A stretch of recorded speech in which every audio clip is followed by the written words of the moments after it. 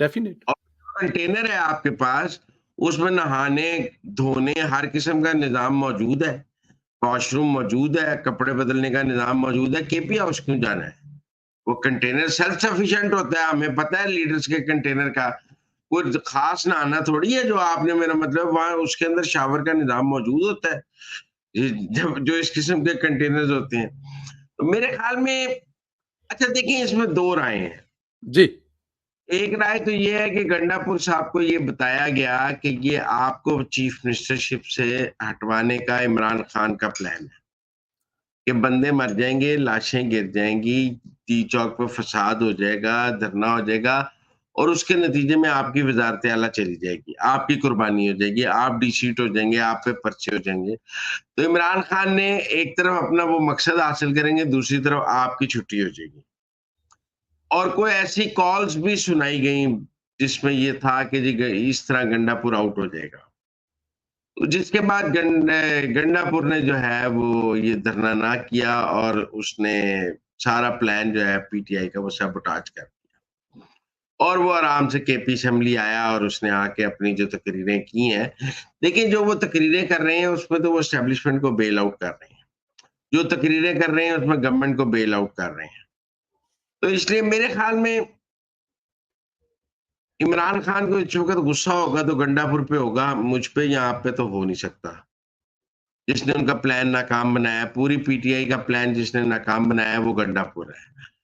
देखिए, ये फ़िल्म बनाई भी उसने और ठीक तबाह है। भी तबाह भी उसने, ठीक है?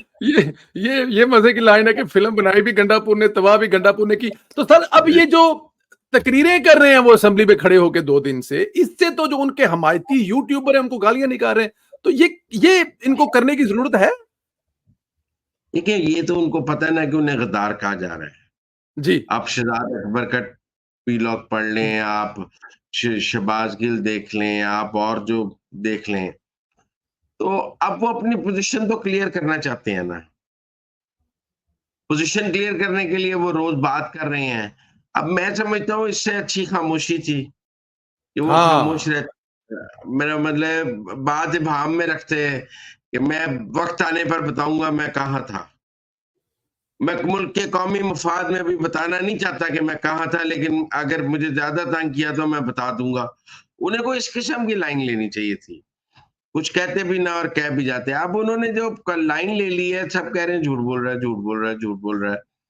तो इसलिए मैंने बोला आप मानेंगे कि वो मार्गला की पहाड़ियों के ऊपर से गुज़रते हुए 12 ज़िले क्रॉस करके पेशावर पहुँचे। आप मान सकते हैं तंदेला साहब? और वो कह रही लेकिन है कि कैसा अच्छा आज के दौर में आपकी जेब में 1 रुपया ना हो, आपके पास कोई जी। मोबाइल ना हो। आप जब सड़क पे पहुँचते हैं, आप किसी को भी कहते हैं भाईजान एक कॉल करा दें। वो कॉल कराता है, आप अपने किसी बंदे को फ़ोन करते हैं कि मैं यहाँ खड़ा हूँ, मुझे आके ले जाओ।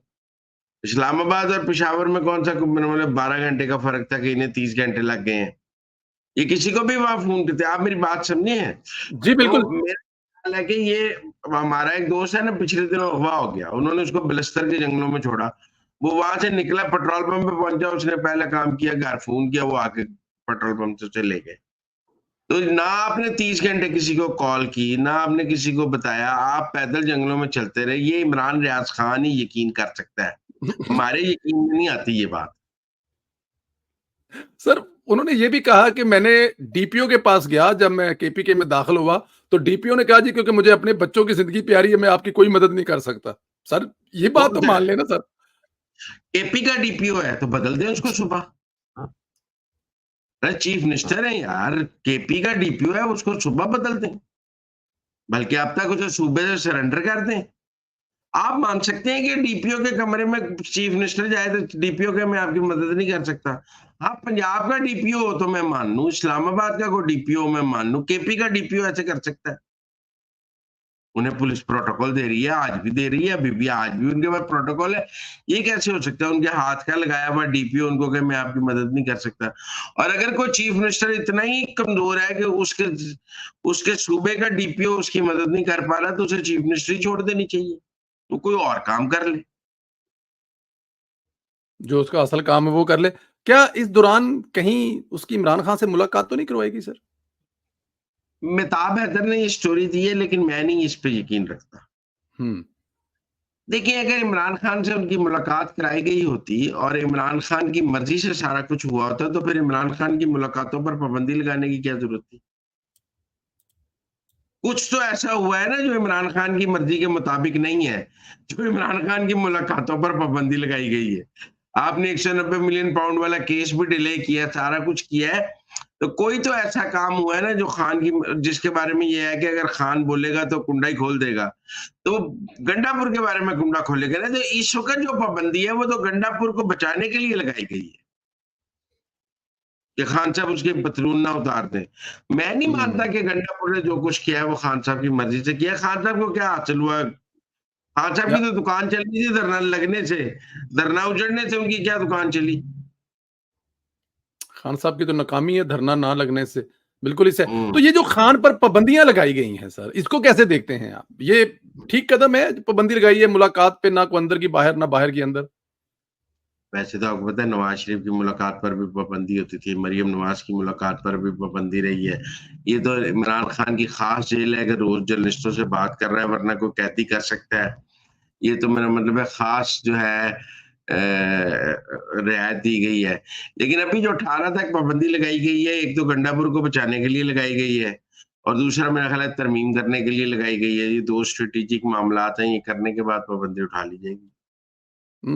दो के बाद उठा ली जाएगी। और आप ये भी समझते हैं कि अगर इमरान खान का बाहर राब्ता नहीं है, इनके पास किसी की गाइडलाइन नहीं है, तो फिर ये डेफिनेट बाद में एक्सक्यूज पेश करेंगे, जी हमारा आपसे राब्ता नहीं हो रहा था, तो फिर जो बेहतर हुआ हमने वही किया। वो जी राप पार्टी तो जिब्रान अलियास चला रहा है, इमरान खान थोड़ी चला रहा है। डिजिटल मीडिया का हेड जो है वो पार्टी चला रहा है सर। पार्टी तो वो चला रहा है।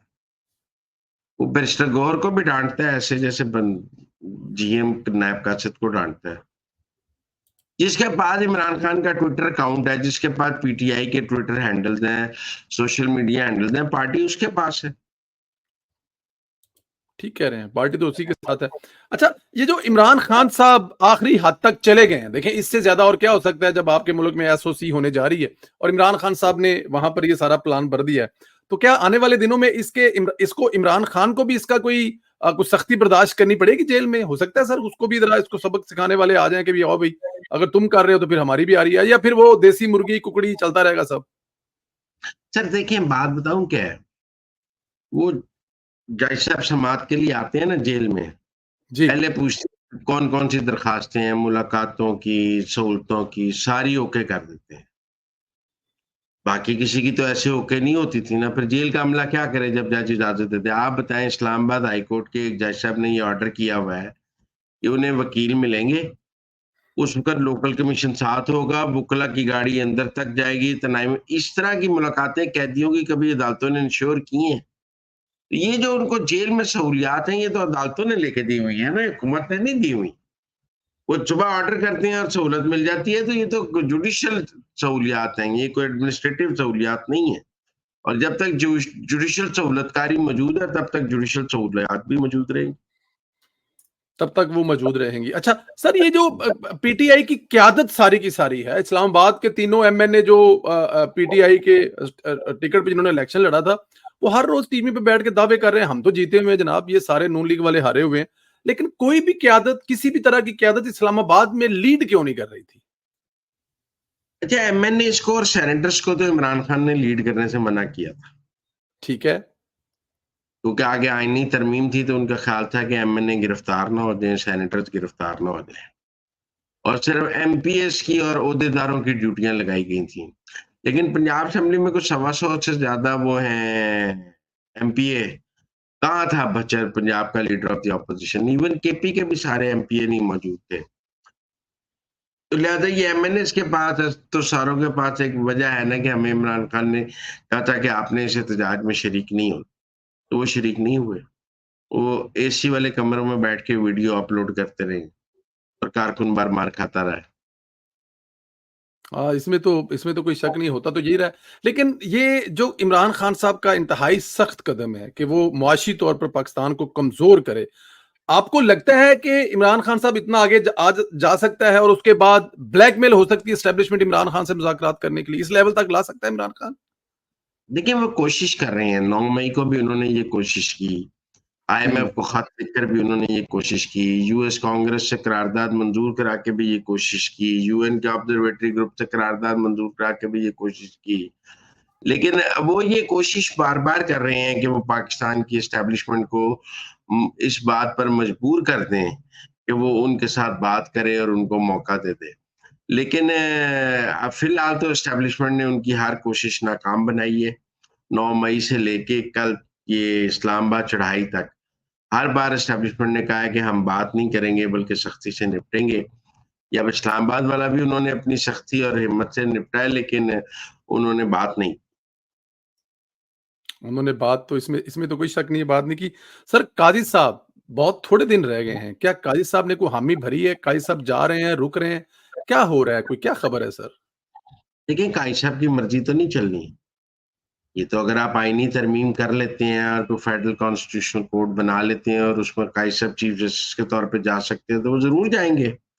लेकिन अगर हुकूमत आईनी तरमीम ना कर सकी तो वो घर चले जाएँगे। ऐसी कौन-सी बात है? Ball is in governments court ना जी कि वो तरमीम कर सकती है या नहीं कर सकती है। काइद साहब ने उसमें क्या करना है? काइद साहब ने तो तरमीम नहीं करनी है। नहीं, लेकिन क्या काजी साहब मतलब कोई विल भी आप अगर फर्ज किया है कि ये तरमीम जो है वो मंजूर हो जाती है, तो काजी साहब का राजी होना भी तो एक बहुत बड़ा पॉइंट है ना सर। आपको लगता है ये जो सारा पिछला एक सेशन हुआ है, जिस तरह काजी साहब के खिलाफ जो मुहाज खड़े किए गए, काजी साहब को जिस तरह से सोशल मीडिया और दूसरे टीवी चैनल हर जगह पे जो किया गया, उसके बाद काजी साहब इनकार भी कर सकते हैं या मुल्क की खातिर? देखिए, सवाल ये है कि जो फेडरल कॉन्स्टिट्यूशनल कोर्ट है, उसके जज की और चीफ जस्टिस की रिटायरमेंट की उम्र क्या होगी? ठीक है। अगर तो उनकी रिटायरमेंट की उम्र सुप्रीम कोर्ट के जज के बराबर होगी, तो काइद साहब का कोई चांस नहीं है, क्योंकि वो रिटायर हो गए होंगे। और अगर वो उम्र 68 साल या ज़्यादा रखी जाती है, तो फिर काइद साहब का चांस होगा। और वो जो चीफ जस्टिस है, वो पार्लियामानी कमीशन या जुडिशियल कमीशन मुकर्रर, लेकिन अगर काइद साहब को मुकर्रर किया जाता है, तो मुझे नहीं लगता वो रिग्रेट करेंगे। वो फिर ओथ लेंगे और वो फिर पहला फेडरल कॉन्स्टिट्यूशन कोर्ट चलाएँगे।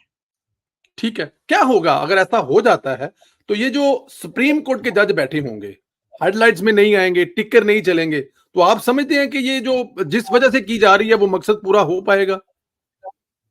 ये यकीनन हो पाएगा। इस वक़्त सबसे बड़ा मसला तो जुडिशियल एक्टिविज़्म में वहाँ पर 184(3) के तहत जो वो इस्तेमाल करते हैं सीधी पिटीशनें और उसमें करते हैं, वो इख्तियार जब ख़त्म हो जाएगा तो ये एक रेगुलर कोर्ट बन जाएगी जहाँ मेरे और आपके मुकदमे सुने जाएँगे और हम मुझे और आपको देखिए बुनियादी तौर पे अदलिया का काम है आम आदमी को इंसाफ देना। ट्रू। वो उस काम पर लग जाएगी और ये जो आईनी इक़दामात हैं, हुकूमतें उल्टाने का काम है, ये फेडरल कॉन्स्टिट्यूशनल कोर्ट को मिल जाएगा। तो ये कम से कम मेरा और आपका मुकदमा तो सुन लेंगे। इसमें तो कोई शक नहीं है। सर कल तस्वीरें बड़ी वायरल थी, 2-3 आपने भी देखी होंगी। मियां नवाज शरीफ साहब थे, आसिफ अली जरदारी साहब थे, मौलाना फजल मान, शहबाज शरीफ साहब। क्या मामलात हो चुके हैं? आपको लगता है कि मौलाना साहब राजी हो गए हैं? नहीं, मुझे नहीं लगता मौलाना राज़ी हो गए। अच्छा जी। हाँ, मैं आपको ऐसे ही कहूँ, क्योंकि जो मौलाना के आज भी लोगों की मैं गुफ्तगू सुन रहा था मुख्तलिफ टीवी चैनल्स पे कामरान मुर्तज़ा वगैरह की। देखिए, वो बात कर रहे हैं कॉन्स्टिट्यूशनल बेंच की, कॉन्स्टिट्यूशनल कोर्ट की बात नहीं कर रहे हैं।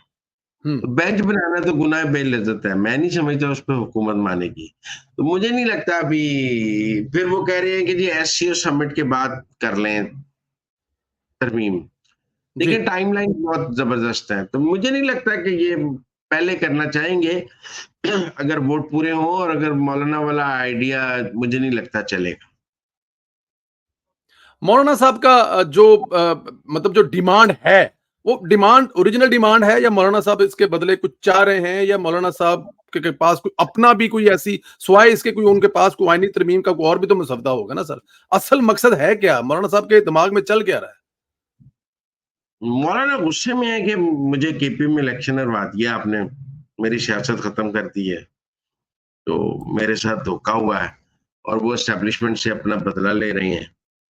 देखें, आपको याद है इलेक्शन के फौरन बाद उन्होंने इंटरव्यूज़ दिए थे जिसमें उन्होंने फौजी जर्नैलों के नाम भी लिए थे। जी। अभी वो गवर्नमेंट के साथ तो फ्रेंडली है, मुझे नहीं लगता वो गवर्नमेंट को गिराने का कोई काम करेंगे किसी भी स्टेज पे। लेकिन टेक्निकल बात ये है कि वो एस्टेब्लिशमेंट के से गुस्से में है और एस्टेब्लिशमेंट के साथ कोई ताउन नहीं करना चाहता। बिल्कुल ठीक। तो हुँ। मौलाना के बगैर भी मुमकिन होगा आईनी तरमीम पास होना? सर अगर आईनी तरमीम करनी है तो मौलाना के बगैर ही करनी पड़ेगी। मौलाना आ गए तो वो जैकपॉट होगा, ना आए तो कोई फ़र्क नहीं पड़ता। लेकिन आपने करनी तो आपको प्लान उनके बगैर भी करना बगैर का ही बनाना पड़ेगा। मौलाना के बगैर बनाना का। सर आखिर में ज़रा ये भी फरमा दें कि मंसूर अली शाह का नोटिफ़िकेशन होता हुआ नज़र आ रहा है अगले 4, 5, 7, 10 दिन में? ये तो तरमीम पर डिपेंड करता है, अगर तरमीम हो गई, तो फिर तो उसमें चीफ जस्टिस लगाने का तरीक़ाकार बदल दिया जाएगा। और अगर तरमीम हुँ, ना हुई तो फिर मंसूर अली शाह चीफ जस्टिस होंगे, फिर तो फेडरल कॉन्स्टिट्यूशनल कोर्ट भी नहीं बनेगी ना। बिल्कुल ठीक अगर है। तो फेडरल कॉन्स्टिट्यूशनल कोर्ट बन गई, तरमीम हो गई, फिर मंसूर अली शाह नहीं है। फिर मंसूर अली शाह नहीं है। अच्छा ये इसमें भी है और अगर मंसूर अली शाह ही बन गए, आईनी तरमीम ना हुई, तो एक बड़ा फैसला पड़ा हुआ है, उनके आते ही उठा लिया जाना है इलेक्शन कालअदम करार देने वाला। आप समझते हैं कि वहाँ पे कोई मंसूर अली शाह कोई ऐसा काम कर सकते हैं? ज़रूर कर सकते हैं जी। सुप्रीम कोर्ट में ईमानदार जजों की इस वक़्त अक्सरियत है और वो तुले में है मुल्क को री इलेक्शन की तरफ ले जाने की, और वो मुल्क में पिछले इलेक्शन वॉइड करार दे के नए इलेक्शंस को करार दे सकते हैं। ठीक है, आखिरी सवाल है सर इसमें फवाद चौधरी साहब ने एक दावा किया है कि लाहौर हाई कोर्ट के 11 और 6-7 सुप्रीम कोर्ट के जज इस्तीफा देने के बारे में सोच रहे हैं। तो क्या जजेस ये रिस्क ले सकते हैं इस्तीफा देने वाला सर? ये डिपेंड करता है, अगर कोई तरमीम के नतीजे में कोई वुकला तहरीक बन रही हो, तो उस नतीजे में हो सकता है, लेकिन मुझे नहीं लगता लोग इस्तीफ़ा देंगे। लोगों ने इफ्तिखार चौधरी की दफ़ा भी इस तरह इस्तीफ़ा नहीं दिया था। काम करना छोड़ दिया था, इस्तीफ़े नहीं दिए थे। तो मुझे नहीं लगता